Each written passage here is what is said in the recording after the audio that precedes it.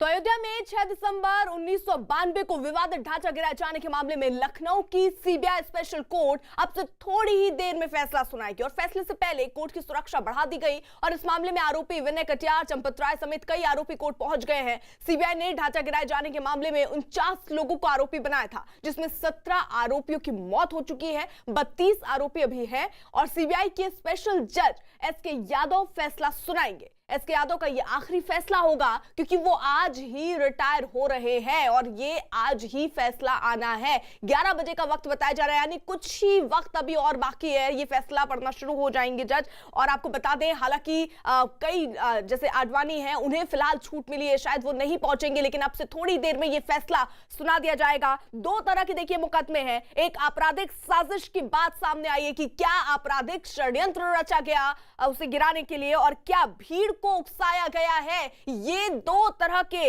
मुकदमे जिस पर फैसला होना है। 6 दिसंबर 1992 को यह ढांचा गिराया गया और उसी के बाद ये 49 आरोपी बनाए गए थे सीबीआई की तरफ से और फिलहाल अब से थोड़ी देर में देखिए फैसला इस पर आ जाएगा। हमारे साथ दो सहयोगी इस वक्त जुड़ चुके हैं। अरुण हमारे साथ मौजूद हैं, अयोध्या से वो हमारे साथ है, साथ ही साथ विक्रांत यादव हमारे साथ है, लखनऊ से इस वक्त हमारे साथ है। पहले जल्दी से रुख विक्रांत का कर लेते हैं। विक्रांत, हमने वो तस्वीरें देखी थी जब विनय कटियार और चंपत राय पहुंचे थे, और भी आरोपी क्या पहुंचे हैं अभी?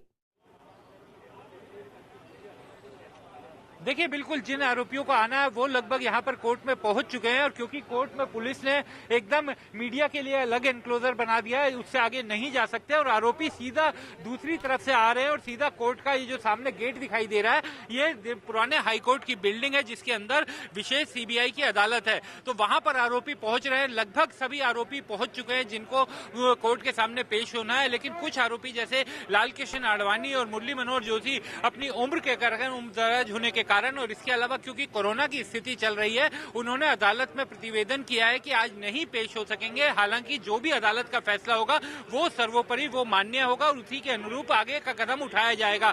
हालांकि वैसे सीबीआई ने आरोपियों को यह भी कहा था कि आप अपनी श्योरिटी लेकर के आइए, क्योंकि अगर किसी आरोपियों को कोर्ट जब अपना फैसला सुनाता है तो उन्हें कन्विक्ट अगर करती है, दोषी ठहराती है, तो उनको जमानत लेनी पड़ेगी ऊपरी अदालत में अपील करने के समय तक, यानी जब तक वो अपील करेंगे तब तक के लिए। तो उसके लिए श्योरिटी वगैरह लाने का पहले से निर्देश दिया हुआ है और अब से कुछ ही देर बाद 11 बजे के करीब का कहा जा रहा है कि अदालत अपना फैसला सुनाना शुरू करेंगे। लेकिन चूंकि 32 आरोपी हैं, कुल 49 आरोपी थे, 17 ट्रायल के दौरान उनकी डेथ हो गई, बहुत लंबा ट्रायल चला, 350 से ज्यादा गवाहों की गवाही हुई, तो इसलिए अदालत को अपना फैसला सुनाने में समय लगेगा, क्योंकि उन्हें 32 के 32 आरोपियों की भूमिका और क्या उनके विरुद्ध पाया गया अभियोग के चलने के दौरान, ट्रायल के दौरान, वो सब चीजें अदालत के फैसले का हिस्सा बनेंगी। तो ये उम्मीद की जा रही है कि कई सौ पन्नों का ये फैसला होगा जिसमें अदालत 32 आरोपियों की भूमिका और उनके बारे में जिस तरीके के सबूत या बिल्कुल, और जल्दी से अरुण का भी रुख कर लेते हैं। अयोध्या में वो इस वक्त मौजूद है। अरुण, आप अयोध्या में मौजूद है। अयोध्या के लोगों को हमने सुना, कुछ लोग तो अभी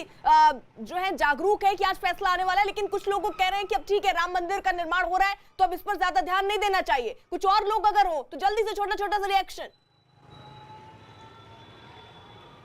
देखिए, अयोध्या को लेकर दशकों से दो मुकदमे कोर्ट्स में चल रहे थे। पहला तो यह कि अयोध्या पर जो विवादित जगह थी उस पर मालिकाना हक किसका है, उसका फैसला हाई कोर्ट से लेकर सुप्रीम कोर्ट तक हो चुका कि वहां पर श्री राम जन्मभूमि थी, अब वहां पर मंदिर निर्माण का काम शुरू हो गया।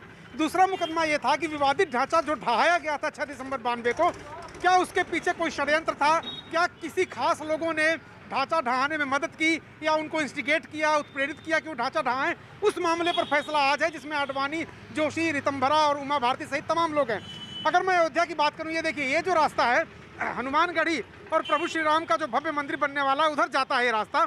उस रास्ते पर देखिए पुलिस लगातार चेकिंग कर रही है।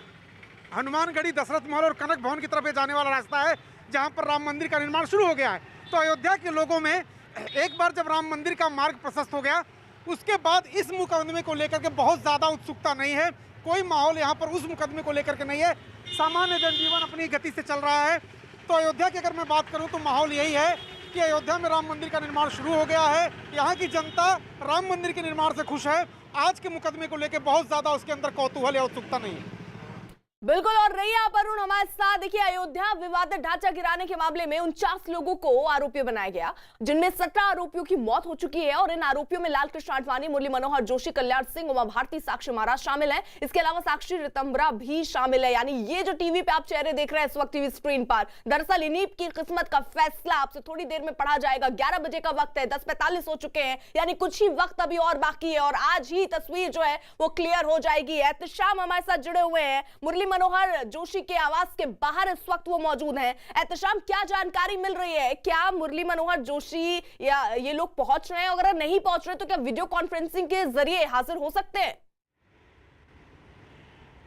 देखिए, आडवाणी और जोशी दोनों के तरफ से अर्जी दी जाएगी कोर्ट में कि वो पेश नहीं हो सकते। और अब से थोड़ी देर पहले जब हमने यहाँ जोशी के घर के बाहर मैं इस वक्त हूँ और मुरली मनोहर जोशी के जो स्टाफ हैं उनसे हमने बात की तो उन्होंने बताया कि वो यहीं पर मौजूद हैं, दिल्ली में ही हैं और कोर्ट नहीं जा सकेंगे। तो उनकी तरफ से जो वकील हैं ये बात कोर्ट के सामने रखेंगे। अब देखना है कि कोर्ट क्या आगे करता है, क्योंकि आमतौर पर जब आपराधिक मामले में कोई फैसला सुनाया जाता है तो उस वक्त दोषी आरोपी का वहाँ होना ज़रूरी होता है। लेकिन कभी कभी कुछ ख़ास मौके पर या कोई ख़ास वजह है तो उसमें छूट दी जा सकती है। तो वो छूट किस तरह से दी जाएगी, क्या वीडियो कॉन्फ्रेंसिंग होगा या फिर उनके गायबाने में ये फैसला सुनाया जाएगा, ये अब से थोड़ी देर में साफ होगा जब 11 बजे कोर्ट की कार्रवाई शुरू होगी।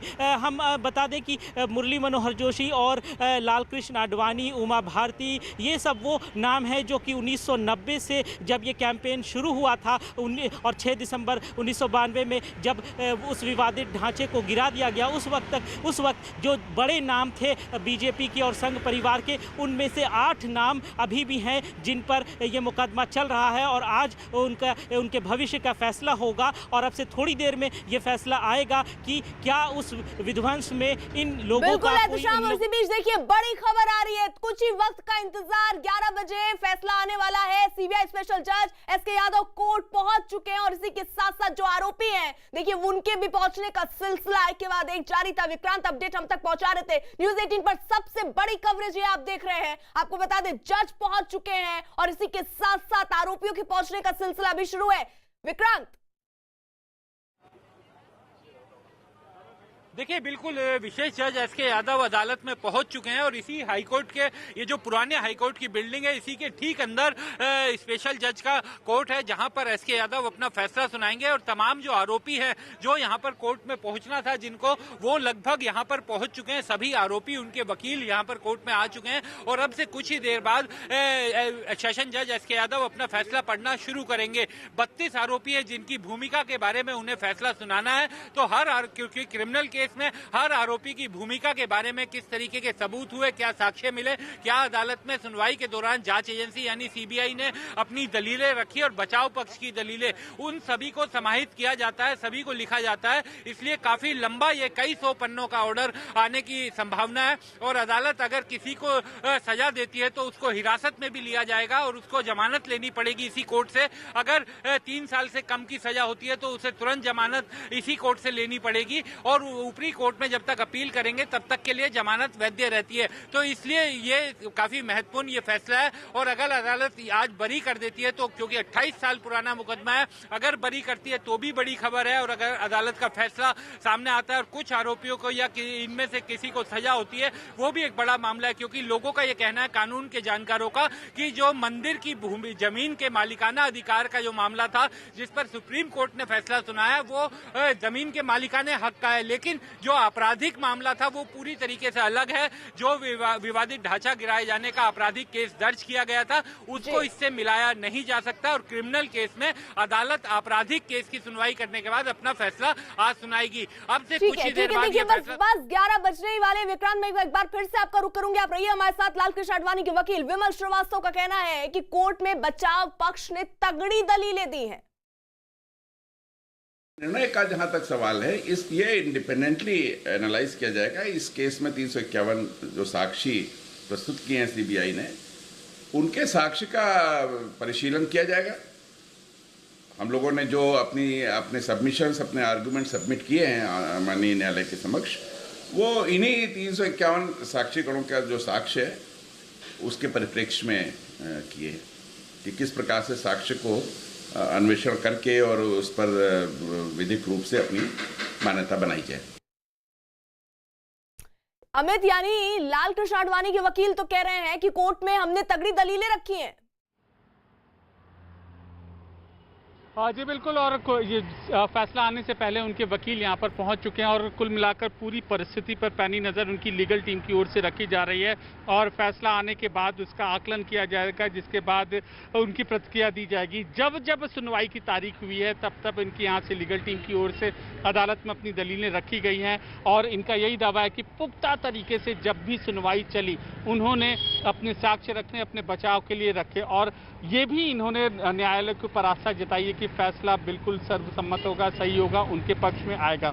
तो कुल मिलाकर एक यहाँ पर लीगल टीम यहाँ पर तैयार है और अदालत का फैसला जैसे ही आएगा उसके बाद अगली कार्रवाई यहाँ पर होगी। जहाँ तक उनकी मौजूदगी का सवाल है, अदालत को कानून के मुताबिक यह सूचित कर दिया जाएगा कि आज वहाँ पर मौजूद नहीं रह सकते लाल कृष्ण आडवाणी जी।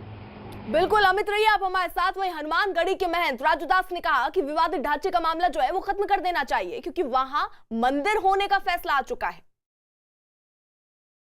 हमारे साथ संत राजू दास जी हैं, महंत हैं यहाँ के। राजू दास जी, आडवाणी जी, जोशी, रितंभरा, उमा भारती, इन सब पे फैसला आना है। 28 साल बाद ये फैसला आ रहा है और क्रिमिनल कॉन्स्पिरेसी का ये केस है कि क्या विवादित ढांचे को इन लोगों ने जानबूझकर ढाया था, इनकी भूमिका थी, उस पर फैसला आएगा।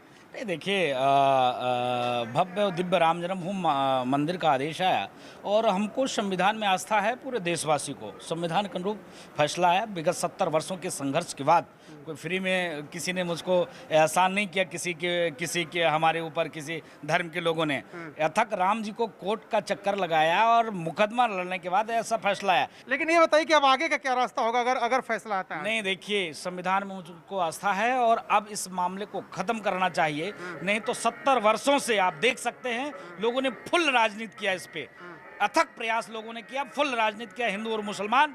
अब ये मामला खत्म होना चाहिए। संविधान में मुझको आस्था है, मुझको विश्वास है, संविधान के अनुरूप भी फैसला आएगा। अरुण, देखिए, क्योंकि आप ही ने राजू दास से बात की और वो कह रहे हैं कि अब ये मामला खत्म कर देना चाहिए क्योंकि मंदिर पर फैसला आ चुका है। देखिए, उनके कहने से मामला खत्म नहीं हो जाएगा। आज फैसला आया है, कोर्ट ने फैसला दिया है, सुप्रीम कोर्ट ने फैसला दिया है कि विवादित जगह राम जन्मभूमि को दे दी जाए, वहां पर भव्य मंदिर बने। लेकिन कोर्ट ने यह भी कहा था कि जो विवादित ढांचा था उसको ढहाना इल्लीगल था। तो अगर किसी स्ट्रक्चर को, चाहे आप कुछ भी उसको मानते हो, कानून सम्मत तरीके से नहीं ढाया जाएगा तो उस पर केस चलेगा और उस पर अगर कोर्ट दोषी पाती है तो सजा भी देगी। तो अब सवाल यह है कि क्या जस्टिस यादव जो हैं वो इस मामले में इन लोगों को दोषी पाते हैं, क्योंकि इनके वकील कह रहे हैं कि सीबीआई ने राजनीतिक दबाव में केस बनाया था। ये कोई केस ही नहीं है, कोई सबूत ही नहीं है, कोई गवाही नहीं है। जबकि कोर्ट ने 2 साल तो रोजाना सुनवाई की है। ये मामला 28 साल से चल रहा है, रायबरेली से लेकर लखनऊ तक। तो अयोध्या के 2 मामलों में से एक का फैसला हो गया कि राम जन्मभूमि मंदिर वहीं पर बनेगा। वो जमीन थी जो टाइटल सूट था, मालिकाना हक श्री रामलला विराजमान को मिलेगा, वहां पर भव्य मंदिर का निर्माण शुरू हो गया। ये दूसरा मामला है कि क्या वो जो स्ट्रक्चर था, विवादित ढांचा था, उसको ढहाने में कोई षड्यंत्र किया गया और अगर किया गया तो इन लोगों की भूमिका क्या थी और अगर थी तो इनको क्या सजा दी जाएगी। तो उसी पर आज फैसला आना है। राजू दास जरूर ये कह रहे हैं कि इस पूरे मामले को खत्म कर देना चाहिए क्योंकि टाइटल सूट का फैसला हो गया, लेकिन कानून राजू दास की तरह नहीं सोचता। बिल्कुल बिल्कुल अरुण, इस वक्त देखिए 11 बजने को है और जल्दी से पहला रुख तो विक्रांत का बनता है क्योंकि वही वहां पर मौजूद है और अपडेट बता पाएंगे। विक्रांत, देखिए, बिल्कुल 11 बजने को है। सभी की निगाहें अब इस पर लगी हुई है कि कब कितनी देर में अदालत का फैसला आएगा। हालांकि लगभग सारे आरोपी वहां पर पहुंच चुके हैं। हम कोशिश करते हैं कुछ अदालत के बाहर का भी विजुअल दिखाने का। आप देख सकते हैं पुलिस ने क्या सुरक्षा का इंतजाम किया है। दोनों तरफ की जो सड़क है, जो पुराने हाईकोर्ट की बिल्डिंग के बाहर की, वहां पर पूरी बैरिकेडिंग की हुई है। कोर्ट के सामने आपको एकदम खाली दिखाई देगा। केवल आरोपी जो थे उनको अंदर जाने की अनुमति थी, उसके अलावा उनके वकील अंदर गए, बाकी किसी को अंदर जाने की अनुमति नहीं थी और बाकी सभी लोगों को एकदम रोका हुआ है। मीडिया का जमावड़ा देखिए, कितनी भारी संख्या में यहाँ पर मीडिया के लोग आपको दिखाई दे रहे हैं क्योंकि देश दुनिया के लोगों मीडिया के जरिए जानना चाहते हैं कि इस केस का क्या फैसला आता है और जज एसके यादव जो सीबीआई के स्पेशल जज है वो क्या फैसला सुनाते हैं। तो यहाँ पर देश के अलग अलग हिस्सों से मीडिया कर्मी यहाँ पर पहुंचे हुए हैं जो पल पल की जानकारी लेने के लिए तैयार है। और अब क्योंकि इस जजमेंट को लिखवाने में, पढ़ने में, लिखने में काफी समय जज को लगा है, काफी लंबा इसका जजमेंट आएगा। कहा यह जा रहा है कि कई 100 पन्ने में जजमेंट होगा, तो 32 आरोपियों की भूमिका के बारे में लिखना, ये सब पढ़ने में भी अदालत को समय लगेगा।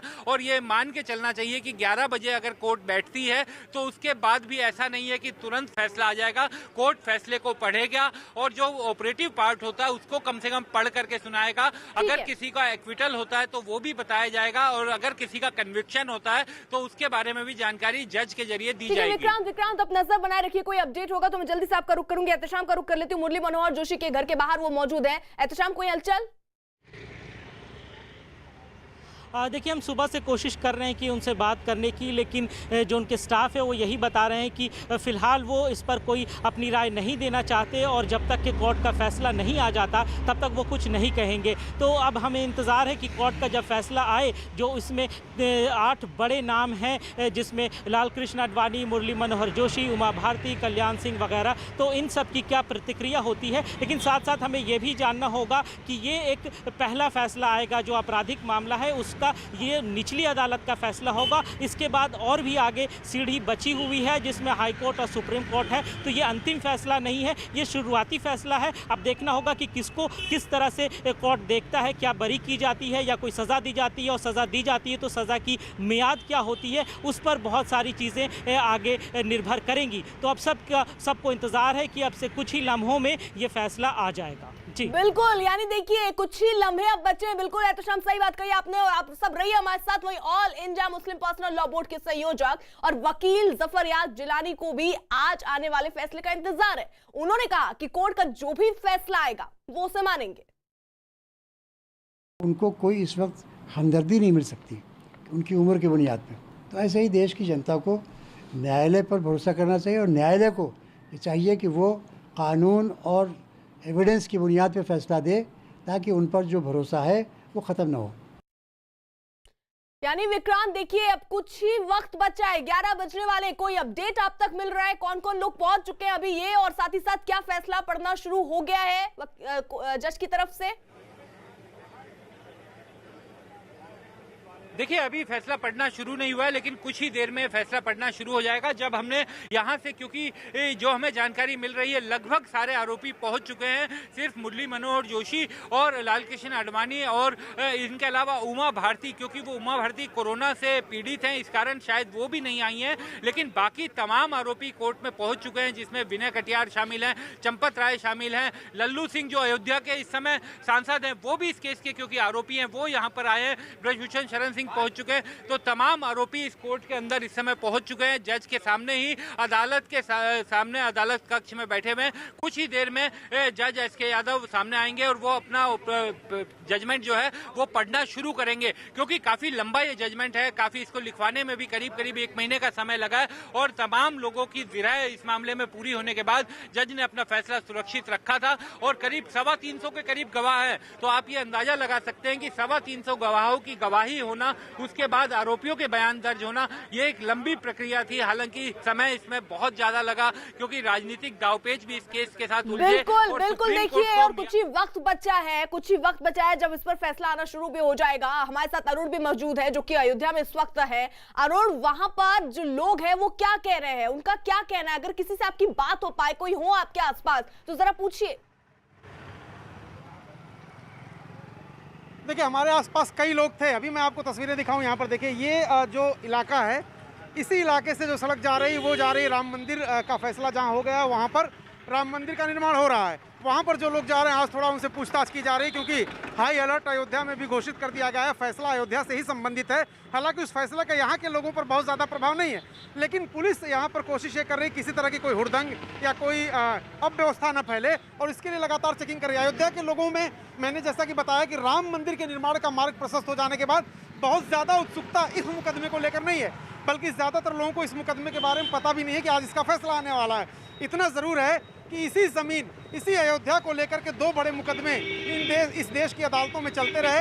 एक जो मुकदमा था उसका फैसला हो गया, राम मंदिर वहाँ बन रहा। दूसरा जो मुकदमा है कि क्या विवादित ढांचा ढहाने में इन जो नेता हैं, 32 नेता, इनकी भूमिका थी, क्या इन लोगों ने ढांचा ढहाने के लिए लोगों को प्रेरित किया, उनको आगे बढ़ाया। इन सब बातों पर तमाम साक्ष्यों और गवाहों के जरिए अदालत ने 2 साल से तो लगातार सुनवाई कर रही थी डे टू डे। इसके पहले 27 साल से 28 साल से अरुण मैं सुनवाई हो रोक रही है। रही हूँ, देखिए बड़ी खबर इस वक्त आ रही है, बड़ी खबर थोड़ी देर में आने वाला है ये बड़ा फैसला, क्योंकि 11 बजे का ही वक्त बताया गया। तो देखिए एकदम एग्जैक्ट 11 बज रहे हैं, कुछ ही देर में ये फैसला आने वाला है। हालांकि जो आरोपी है वो पहुंच चुके हैं। फिलहाल लाल कृष्ण आडवाणी, मुरली मनोहर जोशी और उमा भारती, क्योंकि वो कोरोना पॉजिटिव पाई गई थी, ये 3 फिलहाल नहीं पहुंचे, लेकिन बाकी जो आरोपी है फिलहाल वो कोर्ट पहुंच चुके हैं और अब से थोड़ी देर में इस पर फैसला भी शुरू हो जाएगा आना। और हमारे तमाम सहयोगी इस वक्त जुड़े हुए हैं, लेकिन सबसे पहले विक्रांत का रुख। विक्रांत, क्या अपडेट? देखिए कोर्ट में लगभग सुनवाई शुरू होने वाली है। जज अपने चैम्बर में इस समय पहुंच चुके थे, करीब 15 से 20 मिनट पहले वो पहुंच गए थे।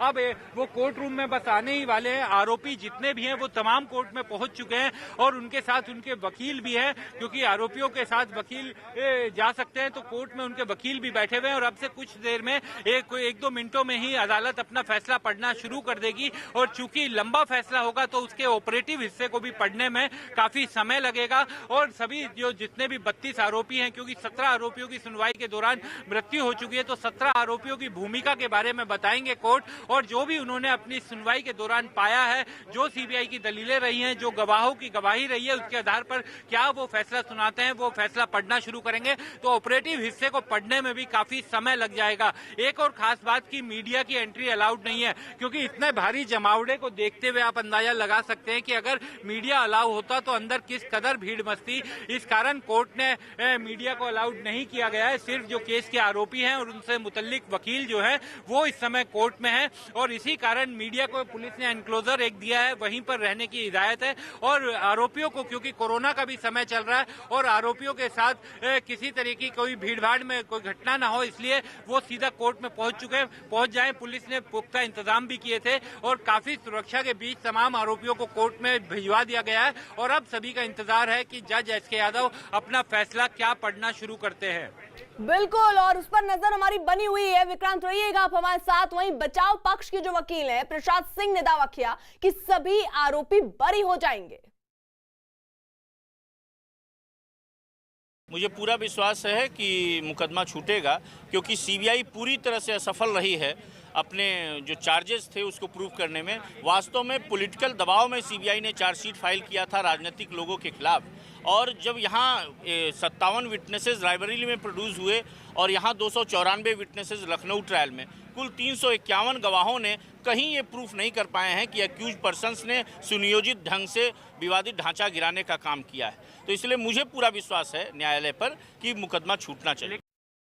यानी अमित, जो बचाव पक्ष के वकील है वो तो कह रहे हैं कि सभी आरोपी बरी हो जाएंगे।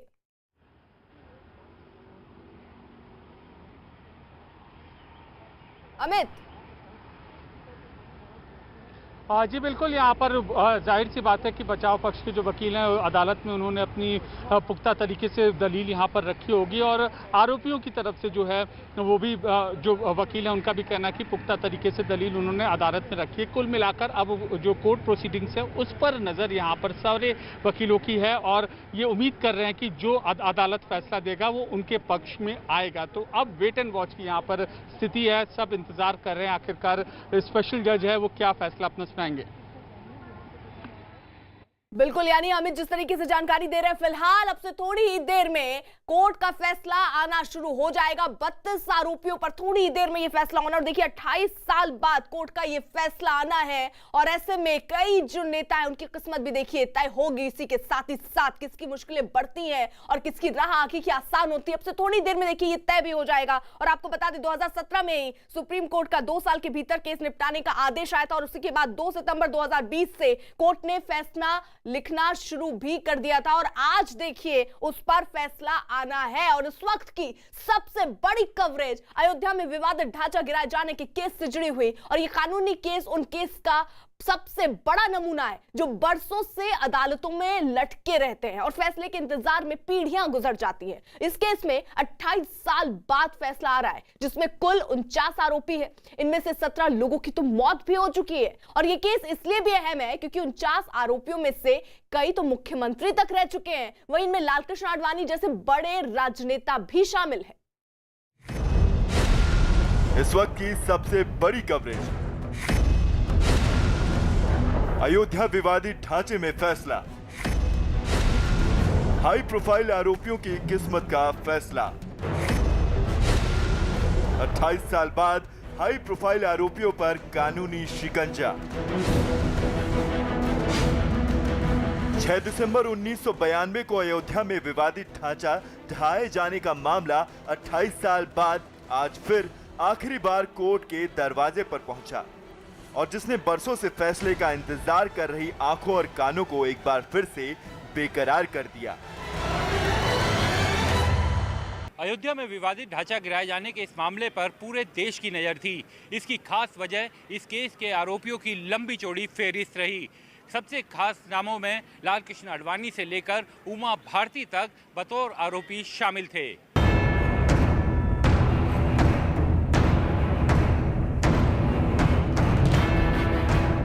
विवादित ढांचा केस में आरोपियों में शामिल कई लोग बीजेपी के बड़े नेता हैं, तो कई लोग धर्म से जुड़ी बड़ी हस्तियां हैं, जबकि कुछ लोग तो राज्य के मुख्यमंत्री तक रह चुके हैं।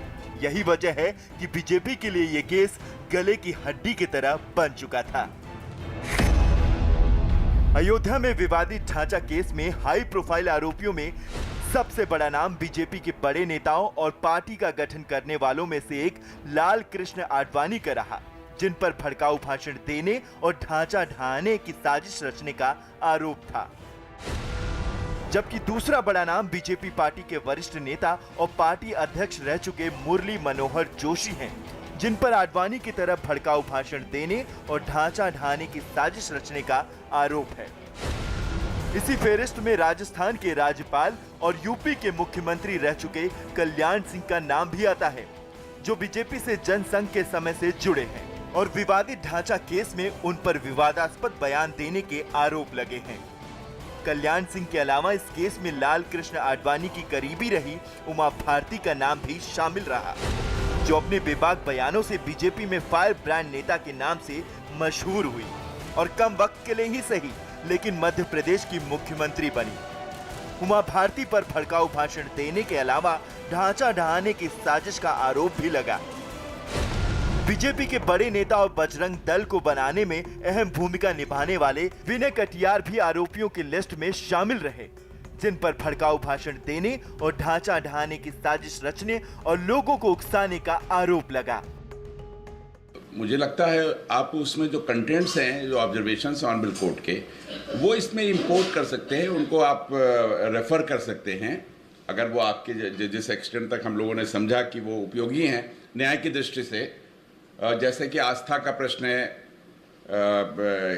हिंदू रिलीजियोसिटी, फेथ, इसका विषय है, तो यह है कि 12वीं 13वीं शताब्दी से, जैसा कि एसआई की रिपोर्ट का आपने जिक्र किया, 12वीं 13वीं शताब्दी में वहाँ एसआई ने मंदिर के पाए अवशेष।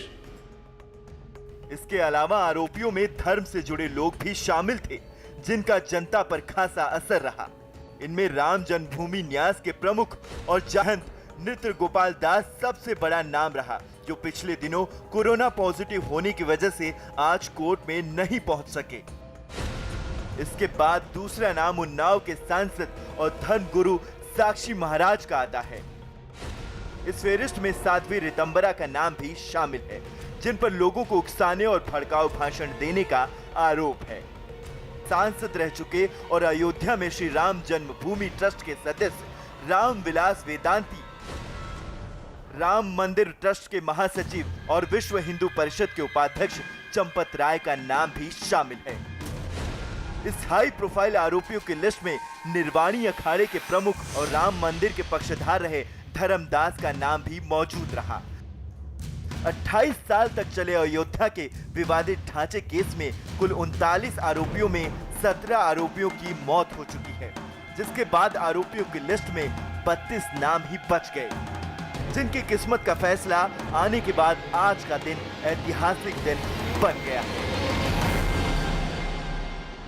और इसी बीच एक बड़ी खबर आ रही है, आपको बता दें। दरअसल आज विवादित ढांचे मामले में थोड़ी देर में ही फैसला आना है। देखिए 11 बजे का वक्त था और अब से कुछ ही देर में यानी थोड़ी ही देर बाद ऐसी संभावना है कि फैसला पड़ना शुरू हो जाएगा। और आपको बता दें कई इसमें आरोपी दिग्गज नेताओं जिनका नाम शामिल है वो भी आरोपी हैं। फिलहाल जज पहुंच चुके हैं कोर्ट रूम में और इसी के साथ साथ आरोपी भी इस वक्त पहुंच चुके हैं। लाल कृष्ण आडवाणी, मुरली मनोहर जोशी और उमा भारती ये लोग नहीं पहुंचे हैं। विक्रांत हमारे साथ, हमारे सहयोगी इस वक्त जुड़े हुए हैं तमाम अपडेट के साथ। विक्रांत, जो धाराएं लगाई गई हैं इन पर, उसके हिसाब से अधिकतम क्या सजा हो सकती है? देखिए बिल्कुल, सबसे पहले उससे ज्यादा जरूरी कि कोर्ट, जो जानकारी हमें मिल रही है कि कोर्ट जज एस के यादव अपनी कोर्ट में आ चुके हैं और आरोपी जो जितने भी आरोपी थे सामने बैठे हुए हैं और अब जो है अदालत की प्रक्रिया, फैसला सुनाने की प्रक्रिया शुरू होगी। लेकिन उसमें सबसे पहले जो कोर्ट है तमाम आरोपी जो कोर्ट में पेश हुए हैं उनकी हाजिरी लेंगे और ये पता करेंगे कौन कौन लोग कोर्ट में पेश हुए हैं। और जो आरोपी नहीं आ पाए हैं उनके वकीलों के जरिए एक प्रतिवेदन दिया जाएगा, एप्लीकेशन दी जाएगी जिसमें अनुरोध किया जाएगा अदालत से कि आप अपने फैसले को सुनाइए और उसे मानने के लिए तैयार हैं। लेकिन उम्र की कारण और जो उनकी जिस समय कोरोना की जो स्थिति चल रही है उसके कारण मुरली मनोहर जोशी और लाल कृष्ण आडवाणी नहीं आ पाए हैं। इसके अलावा उमा भारती, क्योंकि वो कोरोना से पीड़ित है, वो भी नहीं आई हैं। बाकी आरोपी है। तो एक बार जब हाजिरी की प्रक्रिया पूरी हो जाएगी, सबकी हाजिरी लग जाएगी, उसके बाद जज अपना फैसला पढ़ना शुरू करेंगे। क्योंकि इस मामले में कॉन्स्पिरेसी का आरोप सीबीआई ने लगाया है और सीबीआई का यह कहना है कि आपराधिक साजिश रची गई थी जो अयोध्या में विवादित ढांचा था उसे गिराए जाने के लिए।